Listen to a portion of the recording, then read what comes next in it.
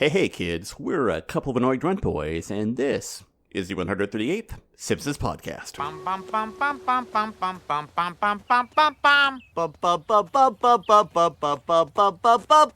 Mr. Sandman, bring me a dream. Make him the cutest that I've ever seen. That's right, where the podcast explores the American sitcom The Simpsons from seasons 11 and beyond, the newest ones when they're available, and sometimes the love life of a certain 10-year-old boy. Why do we do it like this? Well, there are plenty of other podcasts that explore the quote-unquote golden age of The Simpsons, that being seasons 1 through 10, and also an entity known as the Wheel of Random has trapped us and forced us to watch the show in such a manner. I say we because I am one annoyed grunt boy named Steve, and with me, as always, is the other annoyed grunt boy, Chad Sexington. Hey, Chad. How's sex and ton? Well, since my name is Chad, I'm always hanging. Dumb.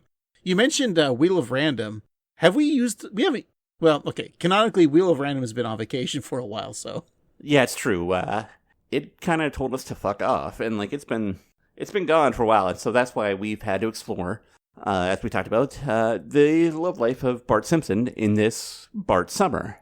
And it's over, right? Last week we kind of closed the book on Bart, and we explained to the audience that, explains the wrong word, but we told the audience that we would discuss Bart's love life and which the love interests is that we think Bart should be with, if any.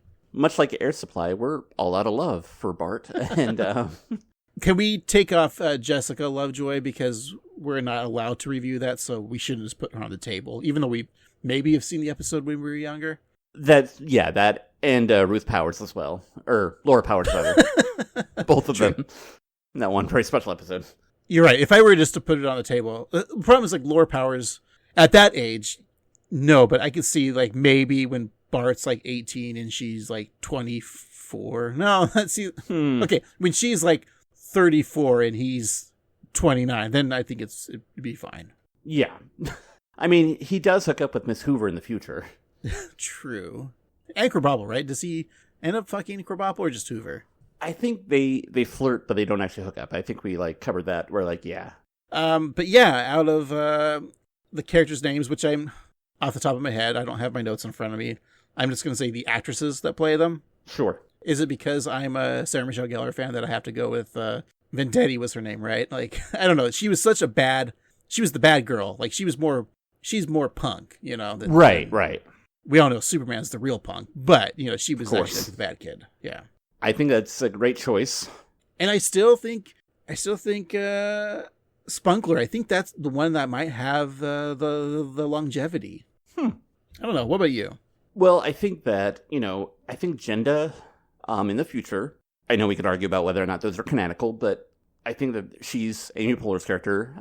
She's a good character, but I really think for me, I think I have to go with another Sarah Silverman as Nikki McKenna. I think that the way that she portrayed young love and driving Bart crazy, I think is such a great dynamic for Bart, a great challenge. Plus she skateboarded, and I think that it really kind of shaped Bart's confusion about women, and I think that it was the most honest relationship that he had. So I think that's going to be my vote.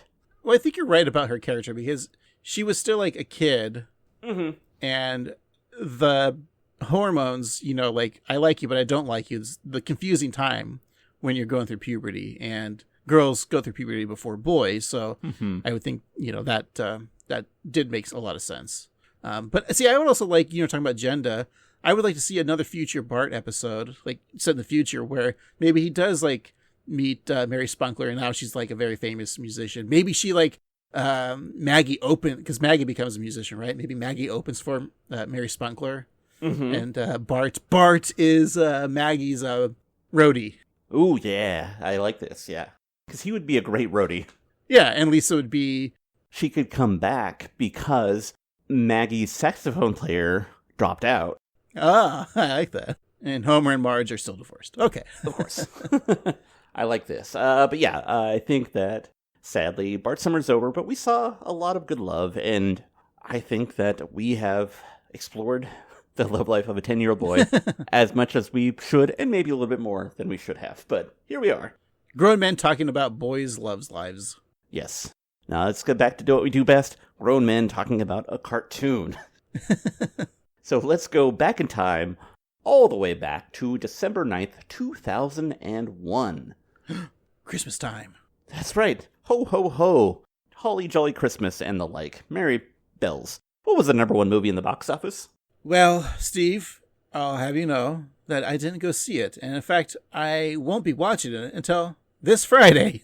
Ooh. And it's a weird, I think it's one of those movies where people you haven't seen this? I'm surprised that you haven't seen this. Yeah. And it's everyone's favorite prankster, George Clooney, in Ocean's 11. Oh, now, yeah. All I know is that his name is 11, and he likes to go on a boat. Is that right? Much like Millie Bobby Brown. Oh, you mean Bon Jovi's daughter-in-law? Exactly. All right. Six in a row. But hey, stay tuned for this week's Stephen Craig at the movies. I don't know what we call it. We just put the title up of our review, and if you haven't listened to last week's episode, you're missing out. That's right. Go to Patreon/NoidGruntBoys and sign up. It's just $5 a month, and you get an episode every week bonus, and we do an extra episode a month also. So that's that's $1 an episode. That's nothing. No, and you might get this episode way before the regular plebes out there. The peons out there, yeah. I'd like to pee on those peons. No, Steve, I'm just kidding. I like to keep it. I like to think of all of our listeners as one big group of blood-related individuals. That's right, and sadly, in those type of situations, sometimes there's infidelity. Oh no! I think about the holiest of families, and one person had a family affair, and it resulted in the King of Kings. Oh, yeah. But it really put a blige on their family Jesus. Mark. Steve, do you want me to tell you what the song of the Billboard Hot 100 was of that week? I sure do. Why, it was Family Affair by Mary J. Blige. Wow. I'm sorry, that's just, I know it was a little abstract, but that's just how it occurred to me, how I thought about it. Kind of like the way that I think about, the way I remember the year 1995 is because I would buy something and then I would get 5 cents in return. Yeah, speaking of which, I have some coins. Now, can you take your shirt off? Oh, sure. Okay, I'm going to put a coin on your naked backside. And you just have to let me know what coin that is. Okay, well, let's see. There's clearly a dime on my testicles. I'm not touching your balls. A quarter on my neck. Let's see. You think maybe a quarter would be on your back, because... Yeah, football. But no, it seems to be a nickel back. Huh. See, that reminds me. That was the number one hot rock alternative song, How You Remind Me by Nickelback. Wow. You told me to get there, but I was already there. Hey, have you watched Spaceballs lately? It's been a while. What was Bill Pullman's character's name? I think it was Paxton, but I'm pretty sure it was Lone Star. It was! Yeah. So what was the country song of that week? Well, you beat me to it, Steve. I'm Already There by Lone Star. Wow. Another, great country band name, Lone Star. Mm-hmm. Yeah. It's Texas, Lone Star State. It has a real authenticity to it, you could say. Ooh, I like that. Another word for another thing that's authentic. Yes, but not fake. No, because Joe's are the rules. Jesus Christ. You're still Steve from the block, I know. Yep, I used to have a little, but now I have a lot. Craig, what was the number one hot dance and electric song? I'm Real by Jennifer Lopez featuring Ja Rule. Alrighty, let's get into it. Today we're talking about the Blunder years, in which a hypnotist reawakens repressed memories from Homer's childhood, including the time where, upon swimming in a quarry, he found a dead body. Nice. Alright, let's give it a watch, and we'll be right back. Walking to hell and back again.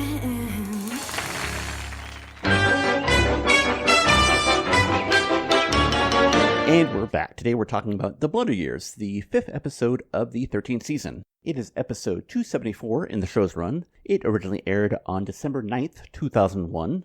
Your nerd code is CABF21. It was written by Ian Maxtone-Graham, directed by Stephen Dean Moore, and your showrunner is Mike Scully. All right, Ian Maxtone-Graham. He worked on The Simpsons from 1995 to 2012. Also written on SNL from 92 to 95. In his earlier years, Steve, he was born... As are most people. ...from the father of a maritime historian. That's Jonathan Maxtone-Graham. Ah, yes. He's also the great nephew of Jan Struther, the writer of Mrs. Minerva. That's what I know her from. You know, he attended Trinity School and, get this, Brown University. Ugh. Yeah, we call that the PP school. One would think it'd be the poo-poo school, but who am I to say? He worked on not necessarily the news, so he's one of those Conan O'Brien, Greg Daniels pals. Mm-hmm. Working on the National Lampoons. You know, they probably all get together, driving their Bentleys and Porsches. Of course. Down Comedy Gold Highway. Where they run over Rob Schneider. Did you know he also co-wrote the Hanukkah song with Sandler, Adam? Ah, that one. Yeah. He also wrote the very controversial now sketch Canteen Boy with Alec Baldwin and said Adam Sandler, where he was the scoutmaster who molested Addie Sandberg. That's right. Adam Sandler. I mean, maybe both. I don't know. Maybe he has a type. Here's a fun another tidbit about SNL days. He threatened to quit and sue the show during the 93-94 season after a fist fight with the late, great Norm Macdonald. Hey, Ian, I'm gonna punch you. I would like to know what that was about. And Sarah Silverman, who also wrote and was on a performer on one season of SNL, would steal his socks and underwear. Maybe that's why Ian Maxtone-Graham said that when he was hired for The Simpsons in 1998, he said that he had barely seen the show, and he said that women shouldn't be writers on the show. Wow.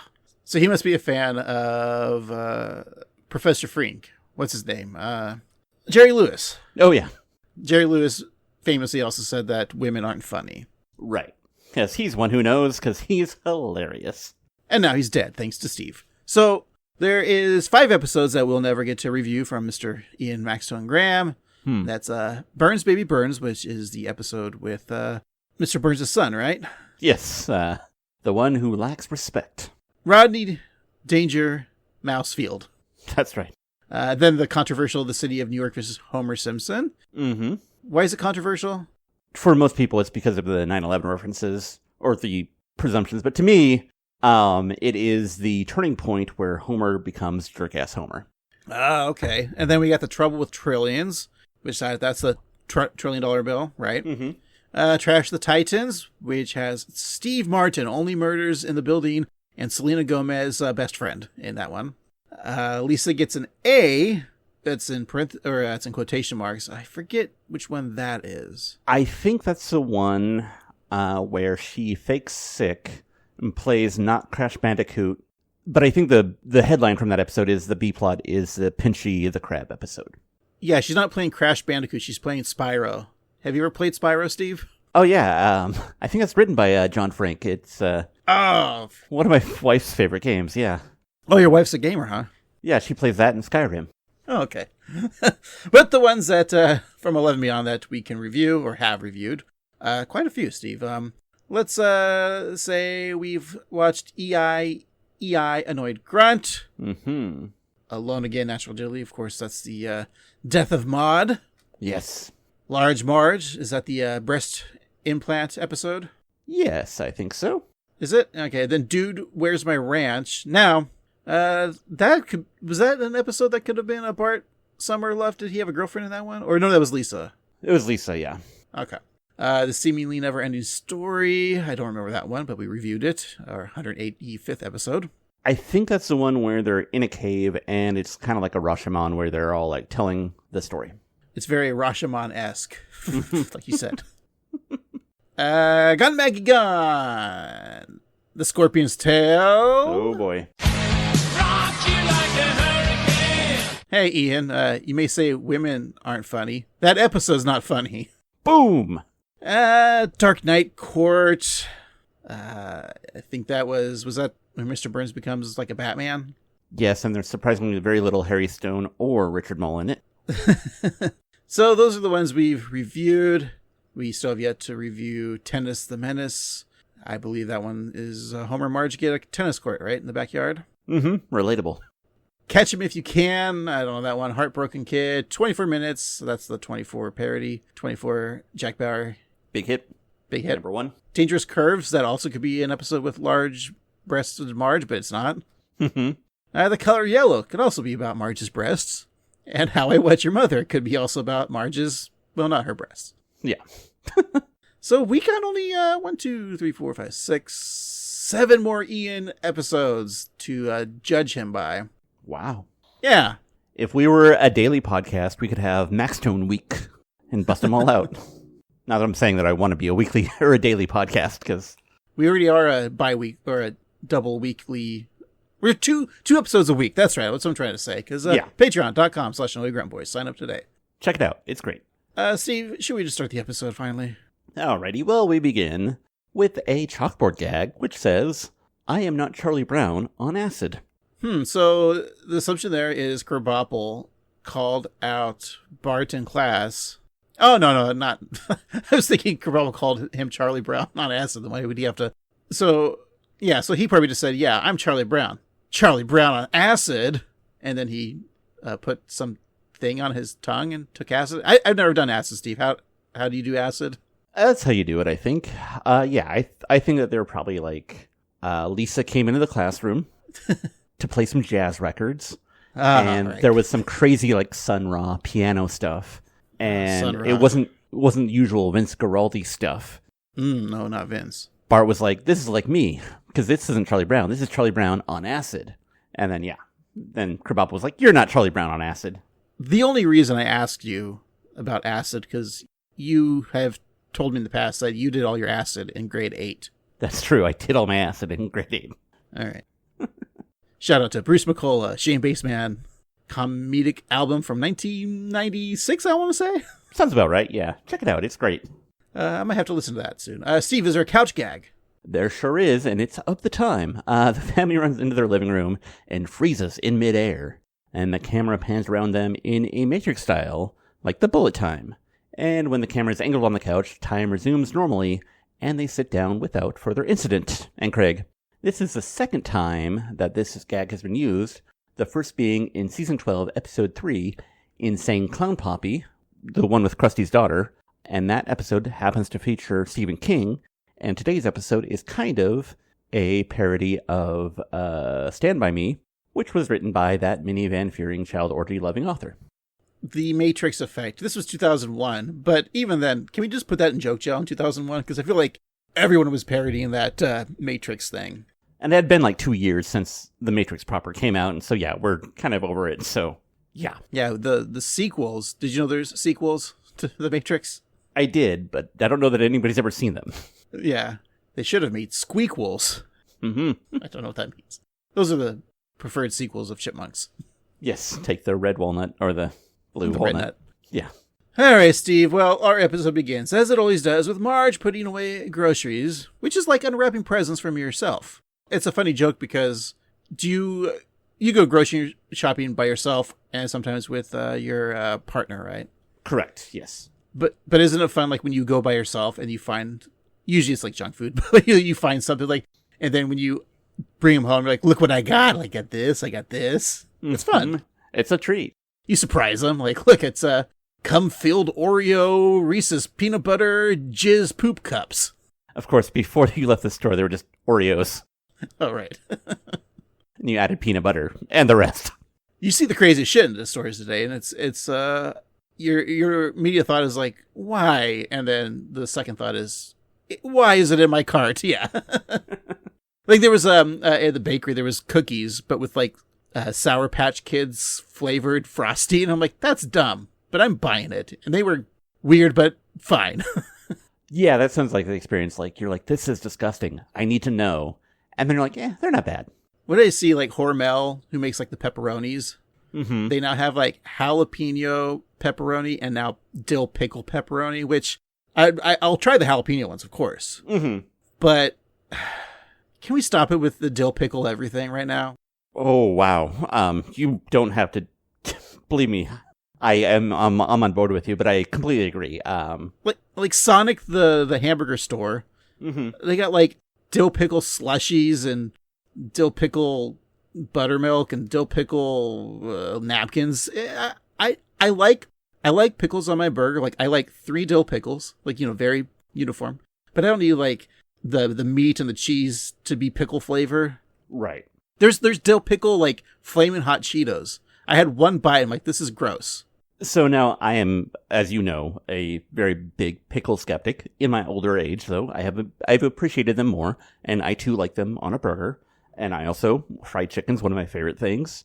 And I think a pickle brined chicken, wonderful. But yeah, they don't need it to be in potato chips, in slushies, in candy. It's too much.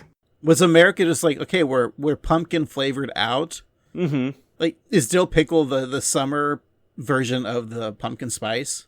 Yeah, I think that we're kind of like running out of stuff because it was sriracha, then it was hot honey, and now we're going through a dill phase. I don't know what's next. Maybe it will be jizz. Yeah, I hope so. Yeah. Like, a lot of like desserts are like a lot of cake, birthday cake flavor, which I love a birthday cake flavor. It's a great flavor.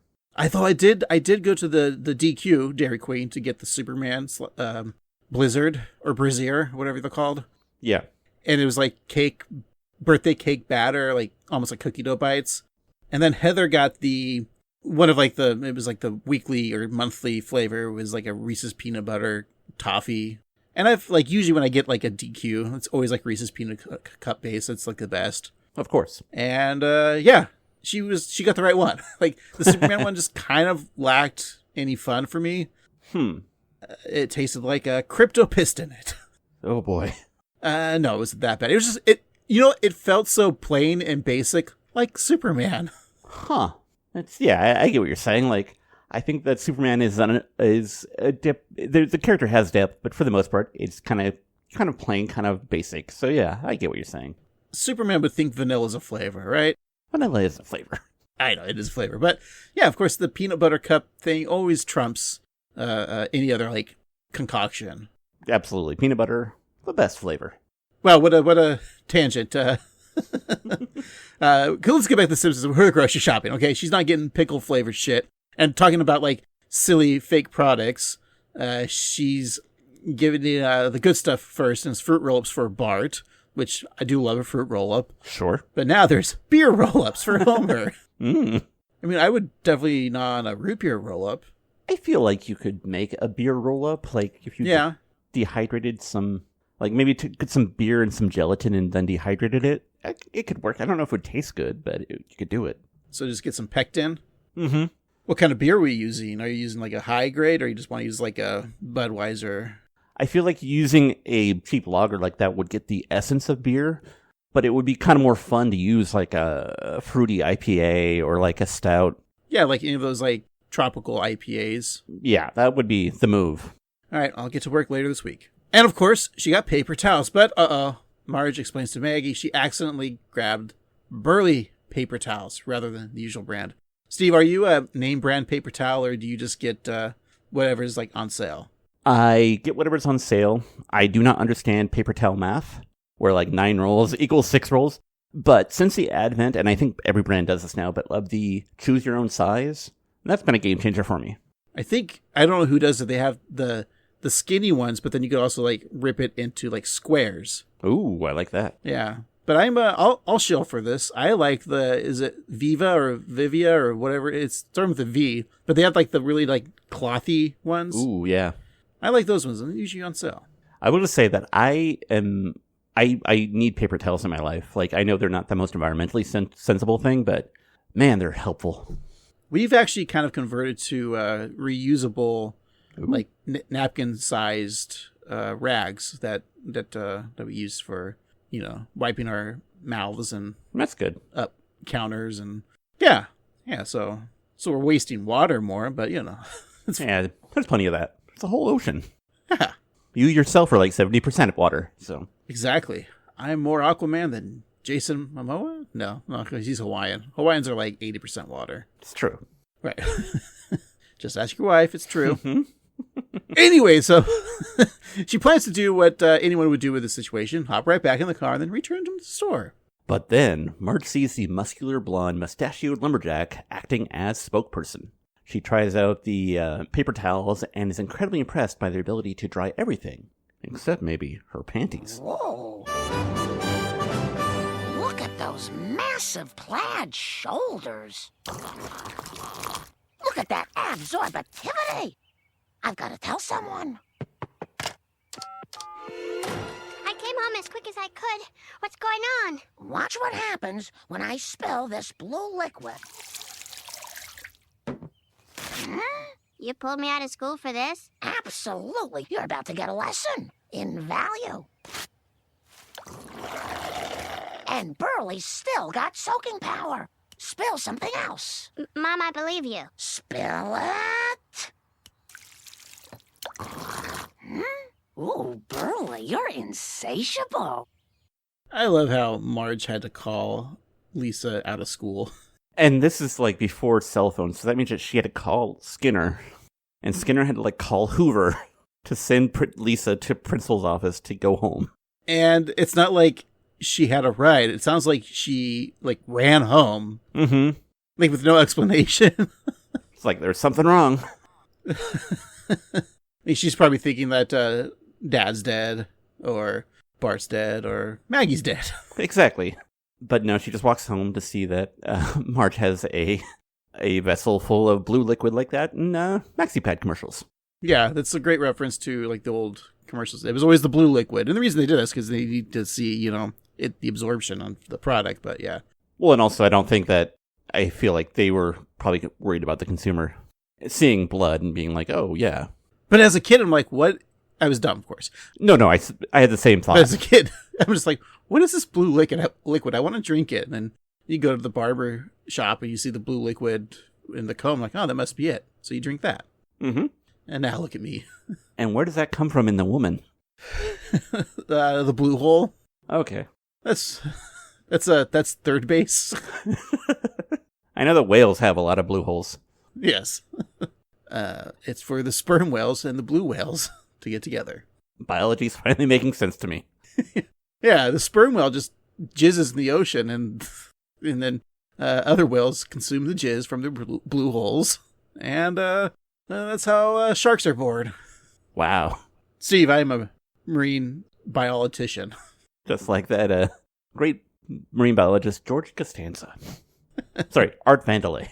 Right. Marge longingly stares at the pyramid of burly paper towels she's built in the kitchen, calling the spokes lumberjack rugged and manly. What I also like about this pyramid, too, is, like, they could easily do, like, a comedic... And they've done it before with, like, the cans of corn, I think, that were, like, stacked perfectly, and there was, like, thousands of them. But the fact that it's only, like, a couple and not, like, a huge amount is very funny. Yeah. Just visually wise, I think it was very funny, because it's practical. So just then, Homer runs in, whining that a bee almost stung him. Oh, I wish he said a bee almost bit me. Now my bottom's big. Saying that he could feel the wind whip by his ear. With arms open, Marge offers him a comforting hug, but her eyes and her mind are elsewhere, so she's staring deeply into the burly man, who encourages her to fantasize about him. He then gives her a wink and thrusts his pelvis in the horniest of ways. So, seeing that Marge is lusting after a paper towel product mascot, Homer looks to do some fantasizing of his own. He looks around to find a box of Mama Celeste's frozen pizza, and he lets out a sexy growl, but the Italian woman threatens to cut him if he should lay a hand on her pie. He then looks at a bottle of Newman's Own salad dressing, and while the cool hand Luke Star gives Homer yet another refusal, Marge hops on her typewriter to let her interest about Burly be known. Homer, I'll tell you what I told Redford. It ain't gonna happen. Dear Burly, I've never written to a registered trademark before. Are you a real person or just a composite? ? In either case, I would love a signed photo. Sincerely, Marge Simpson.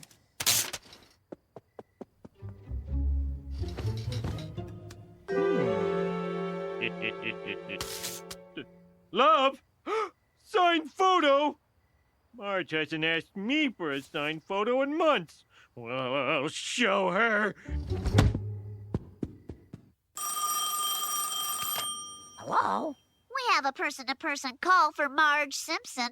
Person to person? Hello, this is Chad Sexington, the model for Burly Paper Towels. How did you get my number?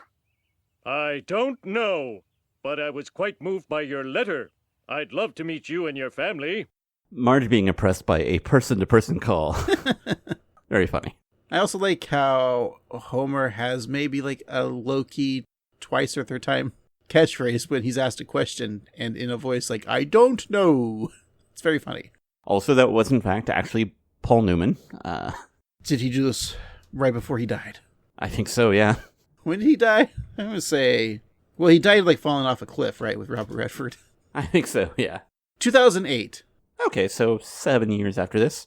Isn't it weird, like, he's recording that line for The Simpsons, and then Ian Maxtone-Graham is probably like, thanks, you only have like 7 years left to live.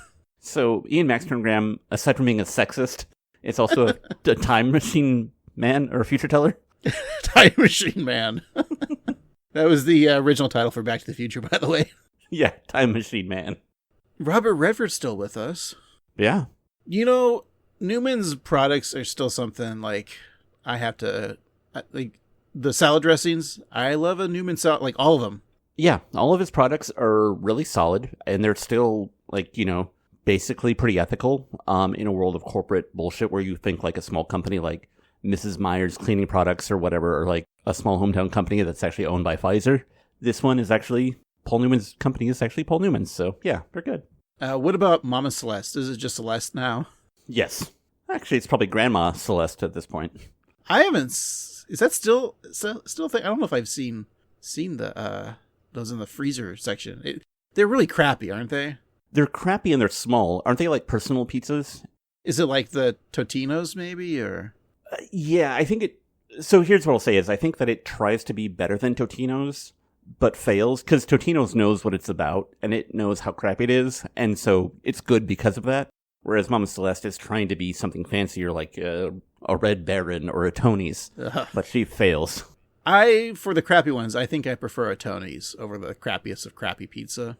Tony's pretty solid, yeah. Yeah. I feel like Red Baron and Tombstone, a little bit higher quality. I mean, taste-wise. I just don't like, for like big ones, like I've said before, like DiGiorno I think is the worst. Their crust is awful, like whether it be like the rising crust or the thinner one, they're all bad. The croissant crust doesn't taste like croissant. It's not good. No, and it's really sciencey. Yeah, that's it. Sciencey, right. I will take a Freshetta. Those are always pretty solid.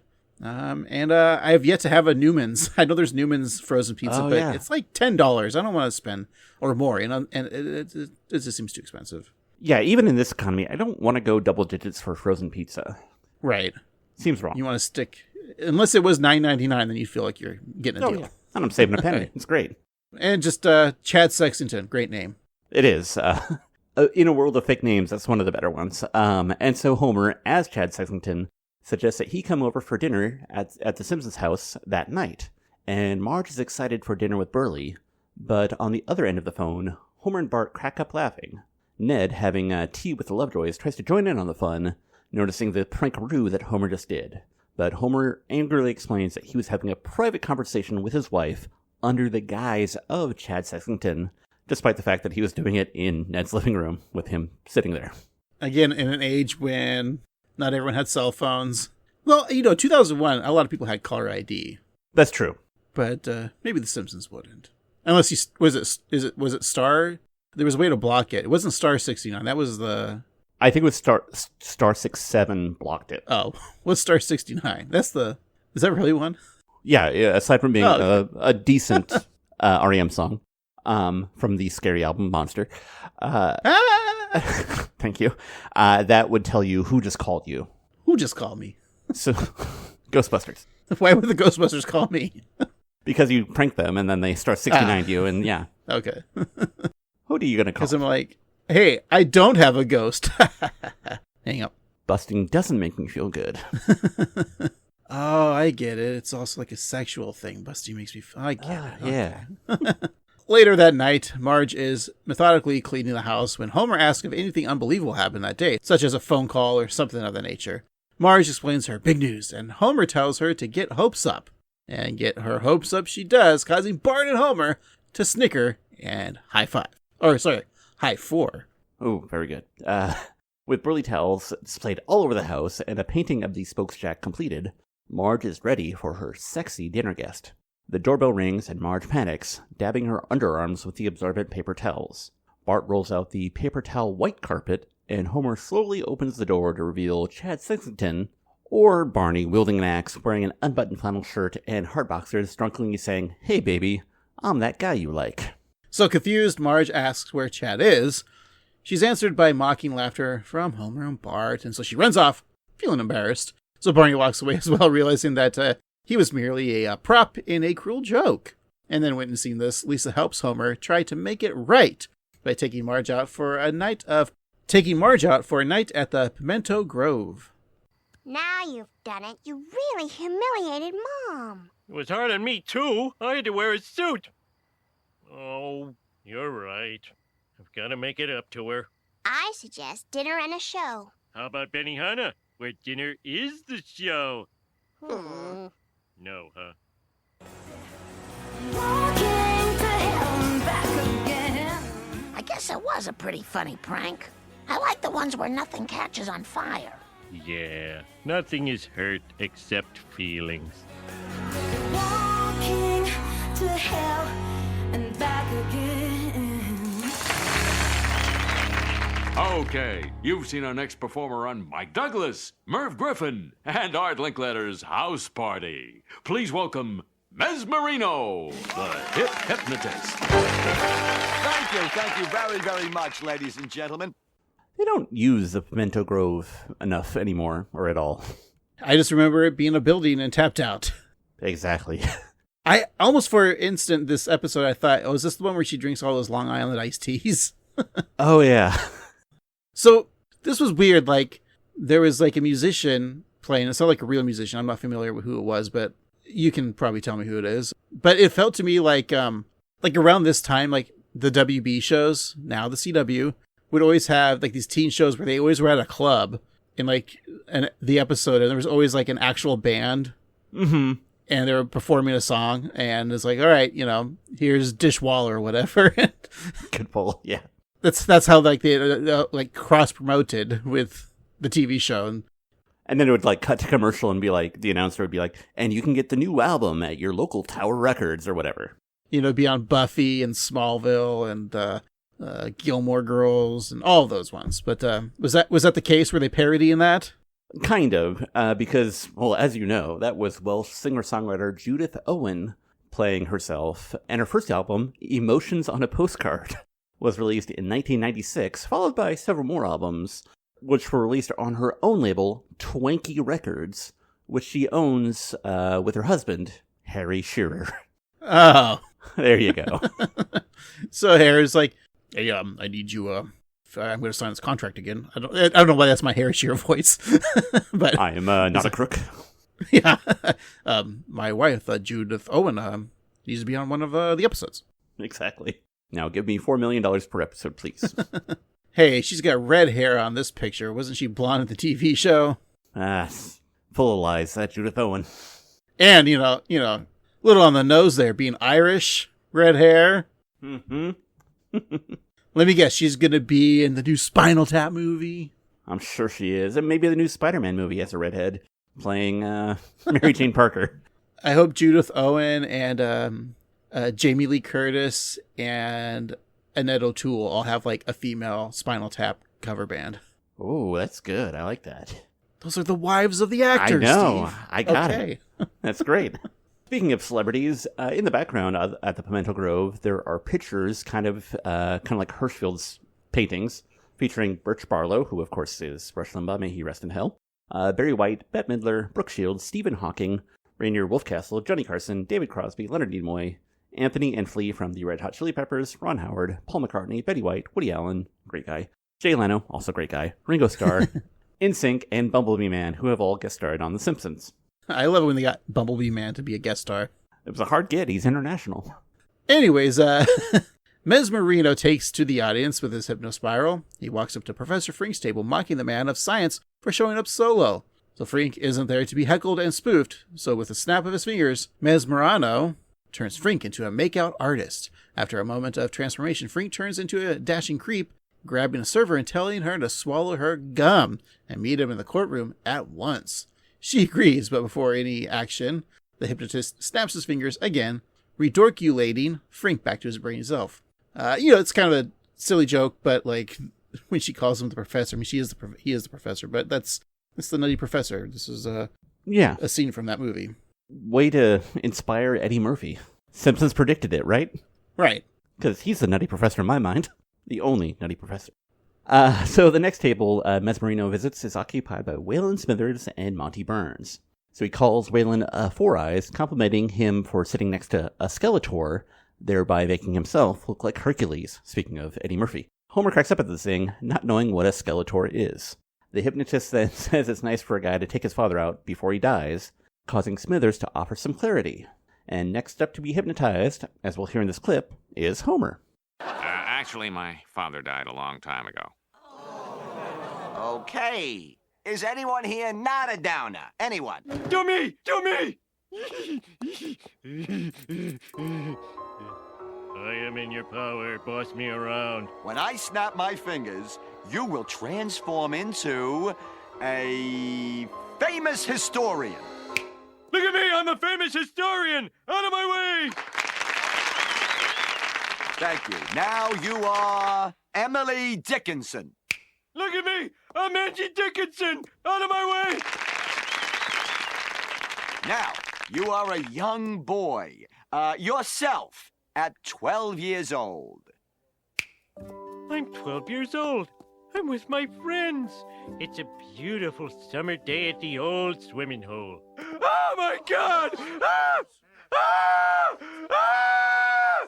Do something, Mesmerino. I just love that Homer obviously wouldn't know Emily Dickinson or historian. Just was like, I'm a famous historian, out of the way, but everything is just out of the way. And the fact that he says, I'm Angie Dickinson. Yes, out of the way. Course, from Policewoman and formerly married to Burt Bacharach. Also, this is like, it's funny how many like ways that this relates to other episodes, like Homer having night terrors, Homer referencing being hypnotized. He's like, hey, Marge, I'm a chicken. Right? I'm a chicken. So this is funny. And the screaming reminded me also of the that screaming caterpillar thing. Mm-hmm. Yes. That was probably Dan's voice in the screaming caterpillar, maybe. Yeah. I'm pretty sure it was, yeah. So Mesmerino snaps his fingers, returning Homer to his present-day self.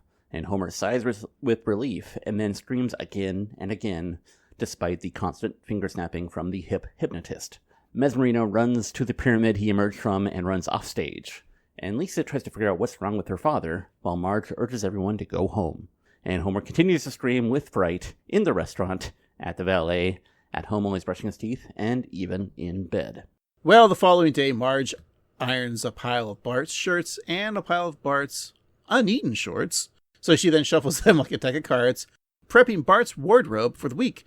And then outside, Lenny and Carl push Homer, who has been strapped to a hand truck, not unlike the Mr. Fava Bean and Chianti man himself, the late, great Hannibal Lecter. Great man. We love him, folks, don't we? One of the strongest men, one of the biggest men, would always come to me with tears in his eyes, telling me how great of a man I am. Anyways, once they push him into the house, Carl and Lenny explain that his screams were causing a disturbance at work, ruining both nap time and quiet time. I hate it when nap time is ruined at work.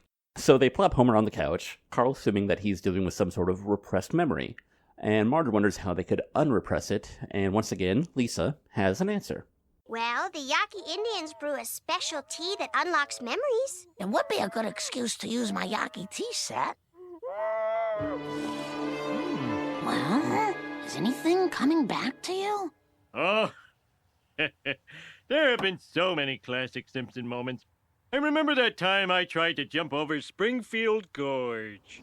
I'm gonna make it! No, Dad, everyone's sick of that memory. Try to remember back when you were 12.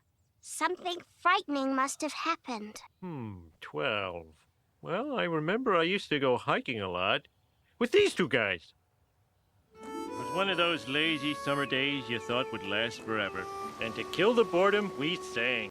Well, Steve, here's your flashback part of the episode that you're going to remember. That's right. I do like that you referenced Springfield Gorge, which I think we talked about last week. Like almost every week now. Yeah. Yeah. And even Lisa's sick of it at this point. And this was 2001, so. Yeah. Good stuff. So 12-year-old Homer, Lenny, and Carl sing Mr. Sandman while walking on a train track. And little fat Tony and his crew, hearing their cow cells-like rendition, stop the boys, saying that they've blundered onto their secret tobacco patch.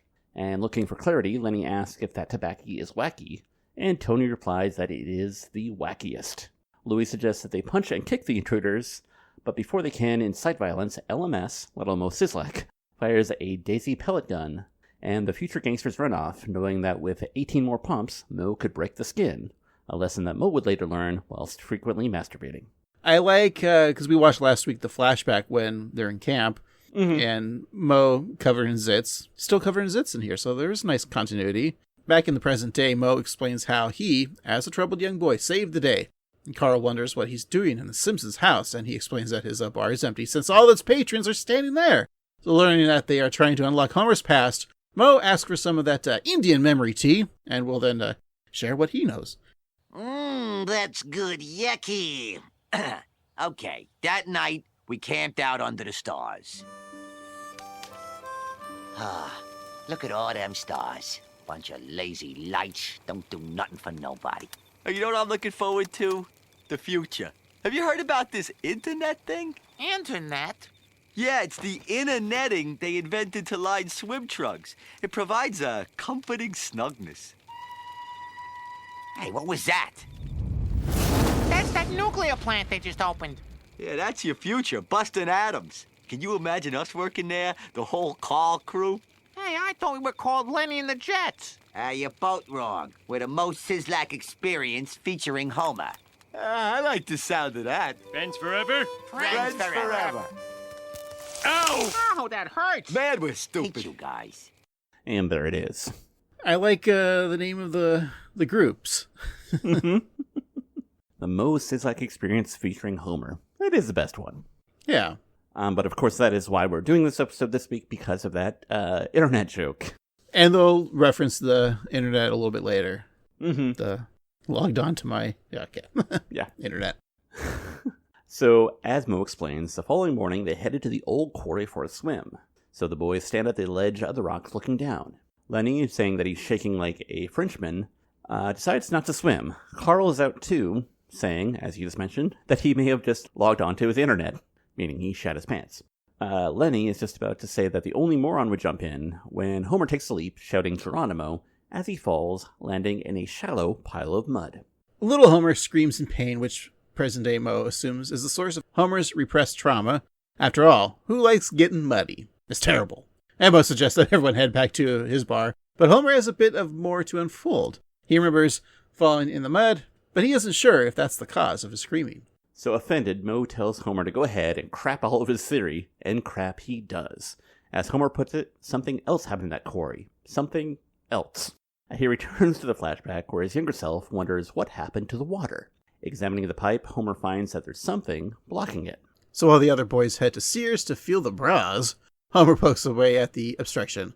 After several pokes, the water gushes out, knocking Homer onto his little butt. So he looks down to see something on his lap. A dead, decaying body with maggots oozing out of its nose. Once again, Homer has a screaming fit.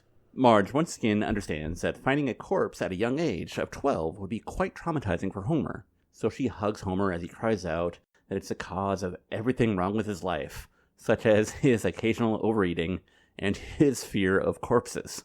Then Mo asks a question that's on everyone's mind. What I want to know is, what the heck was that body doing there? Maybe there's murder afoot. Murder most foul? Maybe. You know, if Dad never told anyone, that body must still be out there.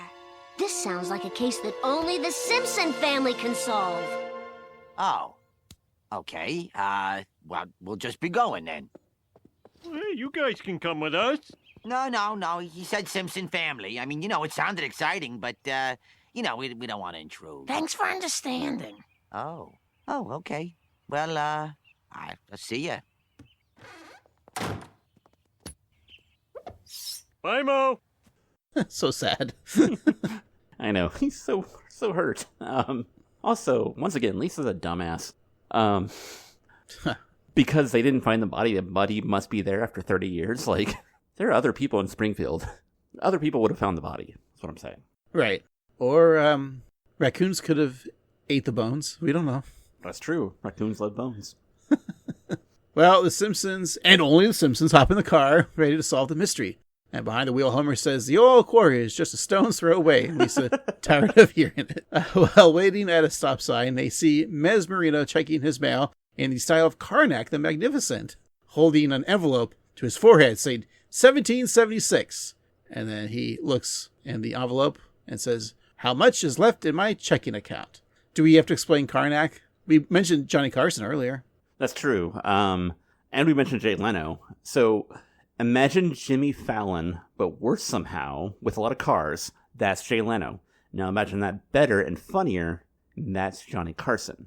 So, like, he always had the giant headdress on, and he would say, like, a word or a phrase, and that was the answer.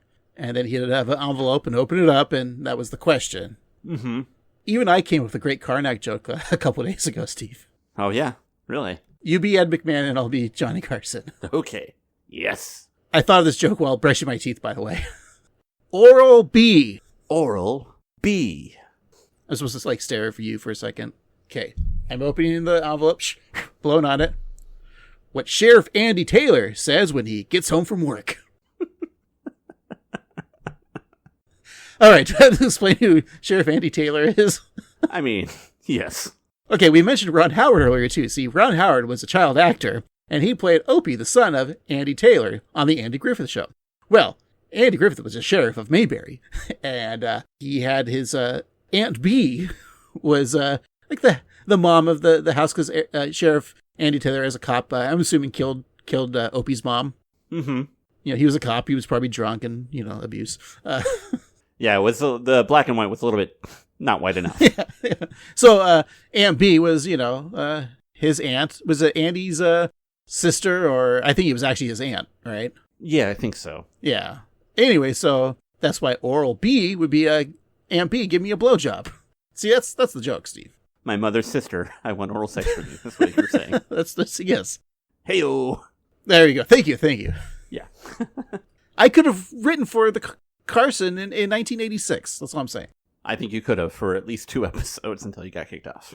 I would have been friends with Al Jean, who worked on the Tonight Show. And maybe you would have got fired and got a job at the Arsenio Hall show, working for the Dog Pound. Then I would have done a Bill Clinton oral sex jokes. This was the 90s, after all. Yeah, transfers, yeah. Because he was out there playing the saxophone. The 90s. So long ago. So the Simpsons arrive at the old quarry in the dark of night, and Marge wonders if it would be better if they returned in the daytime. And Homer replies that someone's yellow belly is showing, and so Bart pulls his shirt down. Great gag. They then hear a rustling nearby. It's one of Springfield's top crime fighters, ready to help the Simpsons in their time of need. Chief Wiggum! Who's there? How do you know my name? It's us, the Simpsons. Oh, I saw your car by the gate, and I thought you might be lost hikers. Because then I could rescue you and be a hero, and maybe the city would give me a coupon for free guitar lessons. So what are you doing here? We're investigating a possible murder case. Oh, you mind if I tag along? I'm kind of a crime buff. If there's a body in here, we'll drag it up.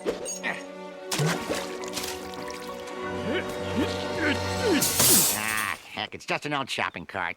Well, and it's empty. Put it back. I don't want to see it this way. We'll never find the body under all this water. Water, eh? Burly to the rescue! Oh, that is so cool. I really appreciate the fact that this was before the time that everything was so meta and self-aware.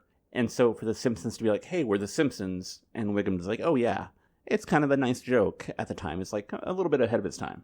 And Wiggum actually wanting to help people rather than most cops who just want to shoot people. Also a good point.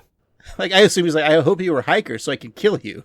And Right. no one would know, because that's what cops want to do. They just want to shoot and kill people. Mm-hmm. ACAB.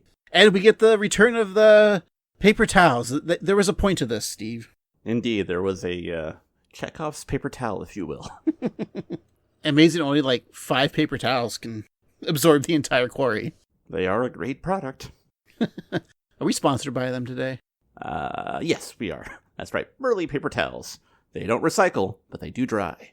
And speaking of those burly paper towels, like I said, a couple of them soak it up, and they're able to dry the quarry with those towels. And so Lisa then sees something in the distance.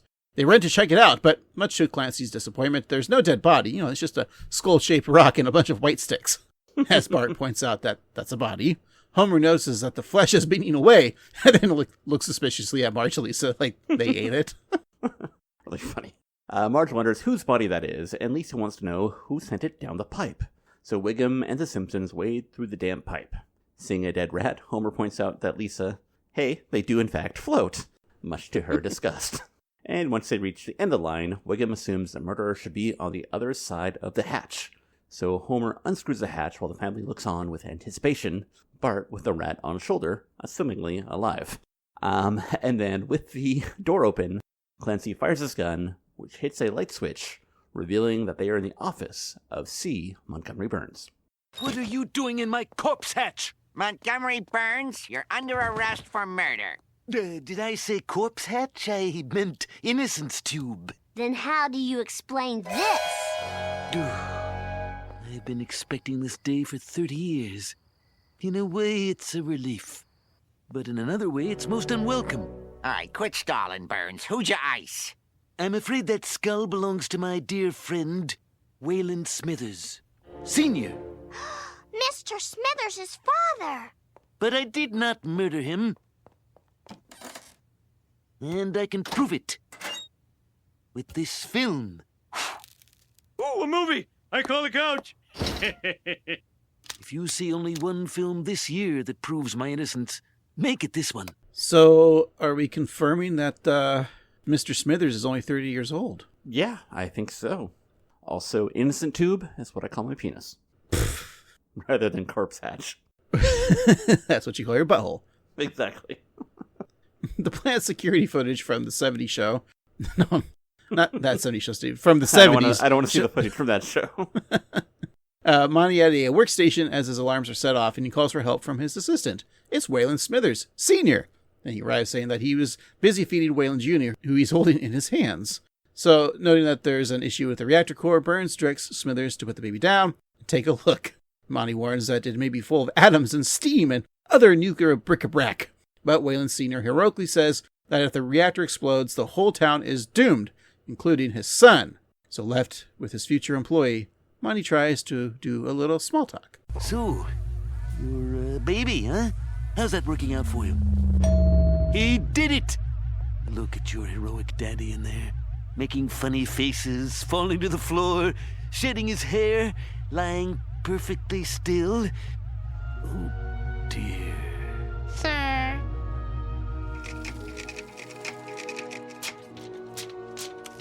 Smithers Sr. gave his life to save the plant, and since cover-ups were all the rage back then, I shoved his heroic corpse down the sewer pipe. I never told Smithers the truth about his father. Until tonight, sir. Smithers Jr. Busted. Now the movie's turned into a play. Still good, though. I'm sorry I lied to you, Waylon, but I wanted to spare you the details of your father's gruesome death. Well, I'm glad to know he died a hero instead of that other way. I told him his father was killed in the Amazon by a tribe of savage women. I hope it didn't affect you in any way. We'll never know, sir. Okay, so Waylon Smithers Sr. pulls a Spock a la Star Trek II, The Wrath of Khan. It's literally the same scene. But why does Burns cover this up? Like, it's just dumb. Like, no one's going to say Mr. Burns, you killed Waylon. It's like, no, Waylon Smithers, sacrificed himself to stop a nuclear meltdown. No one's going to be like, you forced this man to do this and murdered him. No, there's nothing in there that can convict Burns. Well, it was the 70s, and as he says, cover-ups were very cool. Like Watergate was was in fashion. And I guess, maybe one could argue in a court of law that his unsafe reactor core caused the potential destruction, and it had better safety protocols been in place, this wouldn't have happened, so that's why they hired Homer to take care of everything. All right, I didn't know you were such an Ian Maxtone-Graham apologist.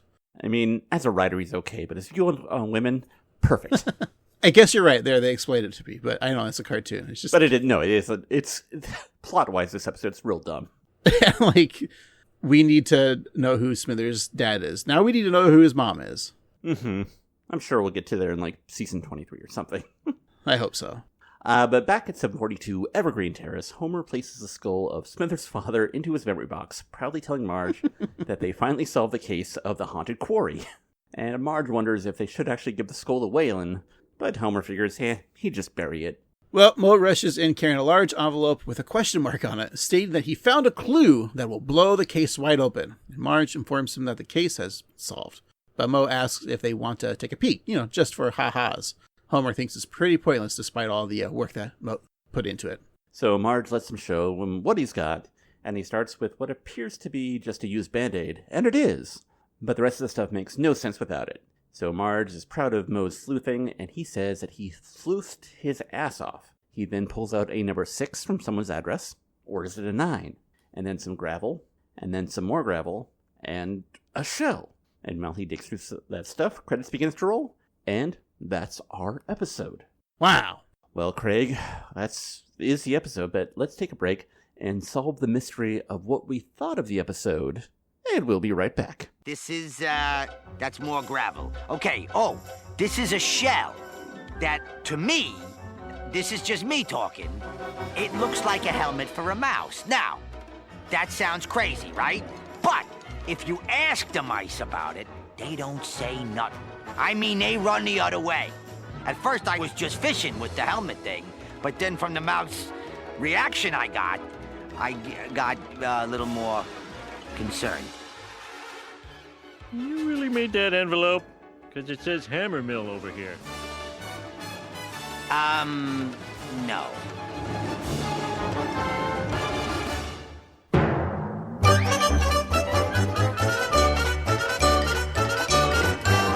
Alrighty, we're back. Let's finish up our discussion of the Blunder years. We'll talk about what we thought about the episode, things that made us laugh, just our general thoughts, and what we're watching next week. But before we do all of that, we like to give our co-hosts a gift, something from this episode that we think that they would appreciate. And Craig, I've got some good stuff for you. Oh, I know what you got me, because I'm just going to give it to you real quick. Beer roll-ups. I got you fruit roll-ups. Oh. We should probably switch since you don't drink beer anymore. And you don't eat fruit anymore. All right. Well, great. I also got you the internet. Hey, like, if you want to pay for my internet bill, that's perfect. I just mean some internet lining for your swimming shorts. I usually cut those out now. I don't like the internet on my shorts. I don't like those shorts on the internet, like Jib Jab or Strong Bad. Exactly. But also, Craig, I just got you, because you're such a good crime solver, a coupon for free guitar lessons. I wrote that down too, Steve, so... Yeah. Surprised you didn't give me Burly Paper Towels. That's a little on the nose. But here you go, Craig. I got you a bunch of Burly Paper Towels. I mean, I would prefer that, because, you are paper towels. Yeah. I should probably give them to you, since you like a paper towel. I do like a paper towel. Okay. All right, well, you can also have guitar lessons, but maybe we'll do them together, right? Yeah. I'll do the fingering, and you do the strumming. Sounds familiar. Steve, I got you some LPs. Oh, long penises. No. Vinyl records of singer-songwriter Judith Owen. All of her albums. Including Emotions on a Postcard? Yeah, that doesn't sound like a Simpsons joke, does it? Nope. And Steve, real quickly, look into my eyes. Huh? You are getting very sleepy. When I snap my fingers, you're going to be a famous historian. Snap. I'm a famous historian. Get out of my way. And now you're Emily Dickinson. I'm Angie Dickinson. Get out of my way. I'm a policewoman. Now you're Prune Tracy. Take that, dick face. I don't know. Okay. Craig, what made you laugh in this episode? Okay. That it was written by a man, of course. Of course. I feel bad for Barney as dressed as the burly man. Like he was used in this practical joke. Like we just did the bit with the Homer and the hypnotist. That was very funny to me. I like how they sing the carousels. Mm-hmm. The harmony. I also like that scene. Very gross dead body scene, so it's not funny. Yeah. The the part where Homer's like, see, Lisa, rats do float. And then just a couple seconds later, the rat on top of Bart, which is funny because little rat face there, Bart. Mm-hmm. Old rat boy. Little rat boy, that's what I meant, not rat face, rat boy. And then Marge, of course, calling out to school. Does Marge get envy? I mean, Homer does have like a lot of good solid jokes, but I just love that Marge, one, like she loves the phone call too, right? The person to person. And then her calling out Lisa because of how enjoyable she was about the paper towels. Mm-hmm. And let's not forget good old Paul Newman and his cameo. Yeah. So maybe, I feel like Marge has been getting a lot of MVJs. Homer always gets them, but I think just with her obsession with Burly Paper Towels is pretty hilarious. See, women can be funny, Ian. That's right. Only if he writes for them. Of course. How about you? Yeah, I can't give it to Homer because I didn't like his prank. I thought it was cruel. I don't like pranks. I think they're mean, even if there's no fire, just hurt emotions. But I do think Marge is really funny. I liked what you mentioned about like the phone call and her horniness over a paper towel company. Her writing the letter and her like referencing like saying like period question mark. Very funny. Also her ironing Bart's clothes and then shuffling them like a deck of cards. But I think my MBJ has to go to Mo. I like how hard he worked on the case. Creating all this evidence and then like being hurt that they didn't want him to go with them. Just his emotions and like he's really the victim of this episode, not Marge, because all of his patrons are at the Simpsons house talking to them when they could be drinking beer. And then when he tries to get involved, they're like, yeah, screw you, Mo, go away. So Mo's the hero of my story, so I'm going to give it to him, with my honorable mention to Marge and Lenny and Carl. But Craig, what were your overall thoughts of this episode? I mean, aside from my complaint about Mr. Burns not notifying the authorities, and then you correcting me because that was the point. It was the 70s and all. We went back to the past. I think canon-wise, this shouldn't offend the canon annoying fans, which, yeah. Time period-wise, it made sense. And we had the internet joke. I liked seeing the Fat Tony stuff with that, the Stand By Me. What did I really think of this episode? It was just another wacky adventure of The Simpsons. I think this is one that is easily digestible. I imagine that the writer's room was like, all right, what haven't we done yet? The origin of Smithers. What about his dad? Sure. And it's another one I think that, do they ever bring this up in like passing? Like, oh yeah, remember when Homer found a dead body? I think the only memorable thing really is the internet joke. Mm-hmm. So like I said, it's one that I think I'll watch when it's on the air, but I find it very just in the middle. Not much to be like offended by. If there is, we talk about some of like the more problematic things that has happened in old episodes, this being one of the older ones. But again, not nothing too crazy, right? Sure. If I had to give this a ranking, well, Steve, they do make a joke of like the bounty paper towels. Mm-hmm. The absorbing paper towels. I really think like at that time too, in 2001, there was so many competing. No, our paper towel can absorb so much. Yeah, that's what we were worried about. Yeah. Hey, it was nice to worry about something like that. Not like if we're going to live the next day. If not, we're gonna Although, I will say that this was December of 2001, so we did have some stuff on our mind. Oh, true. Well, The Simpsons didn't know it at that time. That's true. But, speaking of water and wasting it, I asked ChatGPT how many bounty paper towel rolls would it take to absorb a small quarry. Cool. And, of course, it did some like calculations mathematically. And so it came to approximately 1.67 million rolls. Assuming the small quarry was 25 milliliters. That makes sense. I don't know. So out of 1.67 million, I'm going to give this episode, what's in my fictional bank account? 500,020 cents. Nice. I'm not a millionaire, Steve.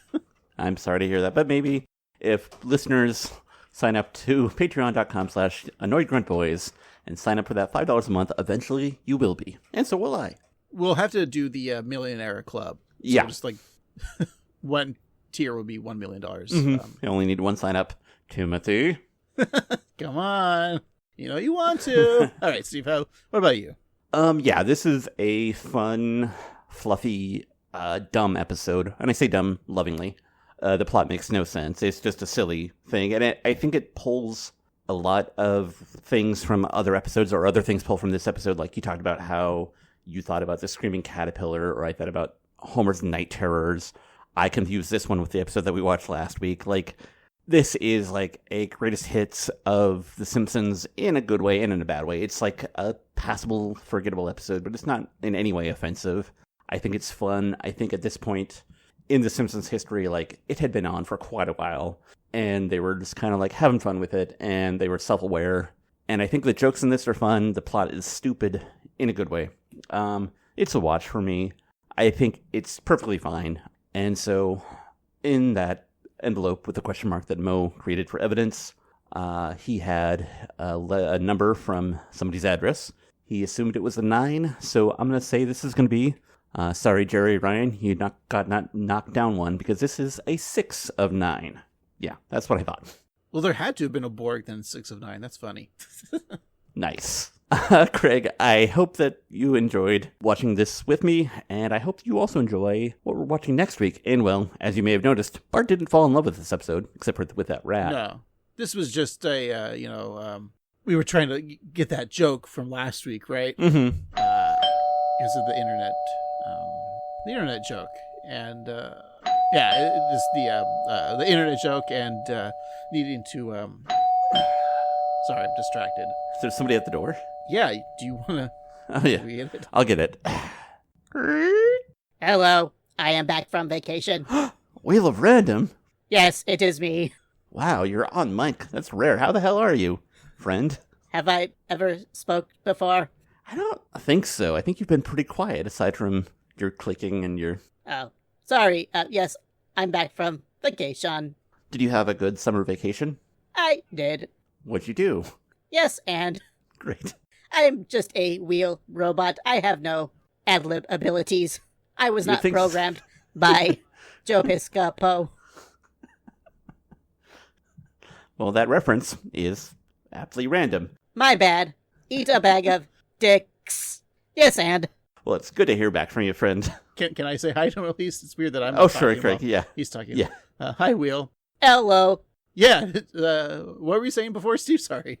I was just asking about Wheel of Random Summer. Oh, yeah. Well, I guess he's back for now. Yeah, well, it's good to have you back, Wheel of Random. And, well, since Bart's summer and your summer are over, I think it's time that we use you, Wheel of Random, to find out what we're watching next week. Sure thing, you cunty bitch. Wow. Were you on a sailor boat? You got real salty there. I was in your mom's panties. Wow, must have been hot in there, because they're all burned up. Did you guys cremate your mom with underwear? Sorry, what? Do you cremate people with underwear? I want to know. Do you cremate them with clothes on? I don't know. Truly, I don't know either. Okay. Oh. Huh. Yeah. Well, fans, if you guys know if you cremate people with clothes on or off, let us know at 13simpsons@gmail.com. I'll say that when I spread the ashes, I didn't see any tags for Hanes for Way or anything. So Victoria's Secret, come on, Mom. This is inappropriate behavior and talk from adult men. Sorry, Wheel, because you know what's up. All right, let's give you a spin to see which season we're in. Boop.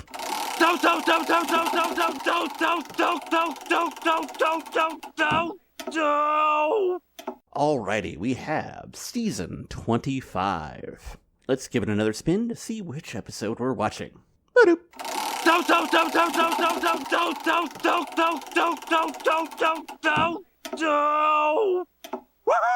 Episode 5. Craig, what do you think the title of that episode is? I'm going to say that this episode, of course, The Blunder Years, starring the great Fred Savage, who's not problematic at all. Nope. His brother was a star of another ABC show, Boy Meets World. So, of course, next week's episode just makes sense that it's going to be a parody of that TV show. So it's going to be called Bart Meets World. Oh. I think you're wrong. Wheel Random. Can Wheel not? Yeah. Can we just Wheel? Can you just not talk anymore, please? We don't pay you to talk.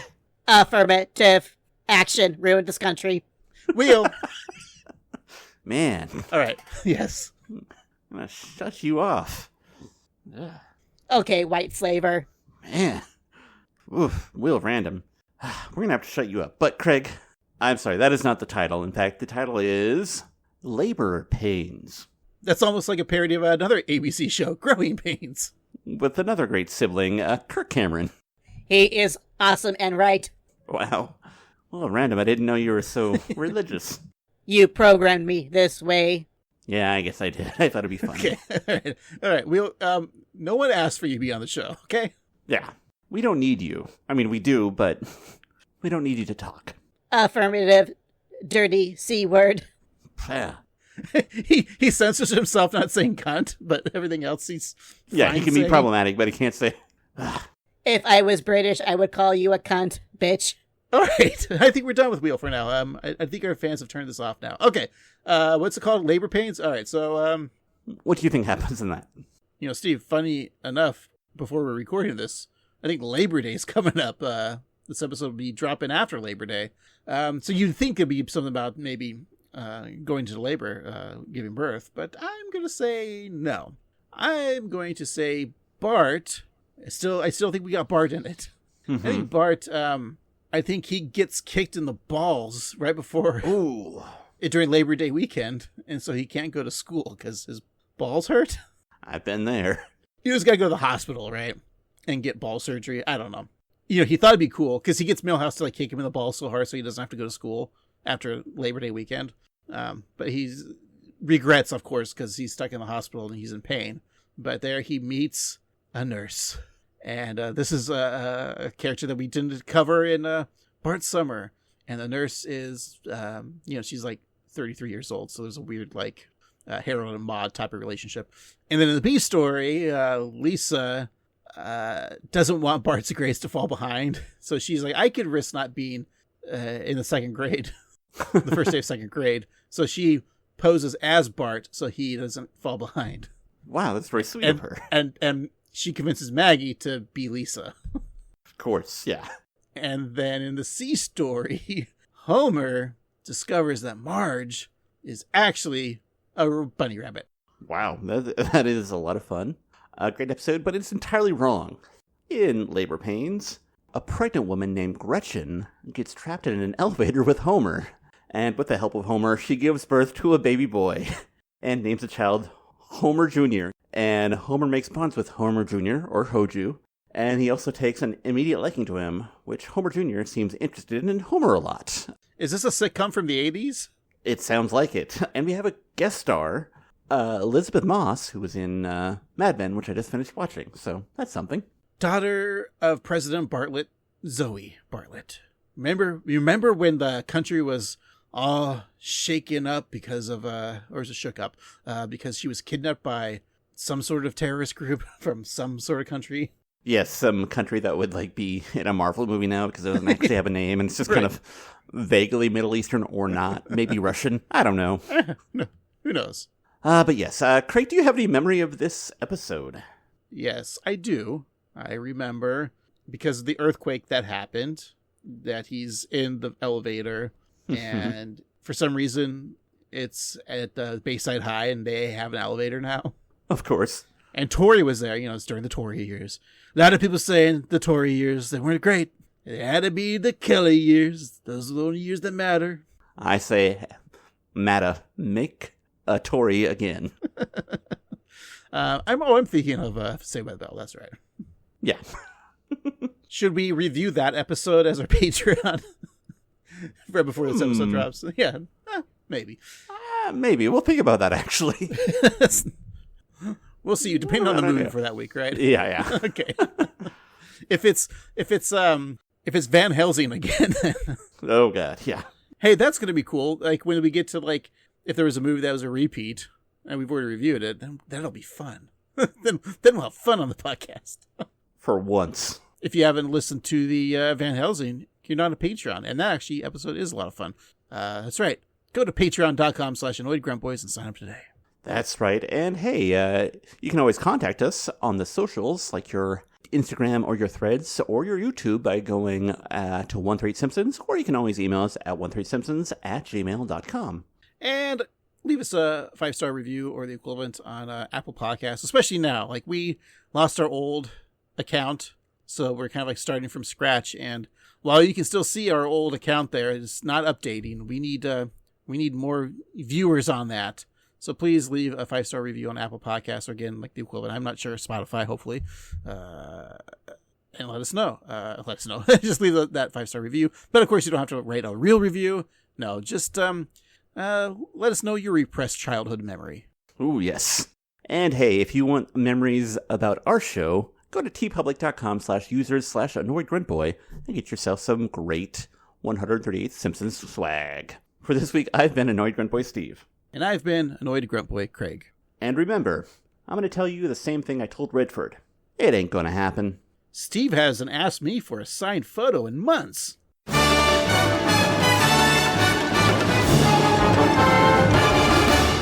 Angie Dickinson! Out of my way!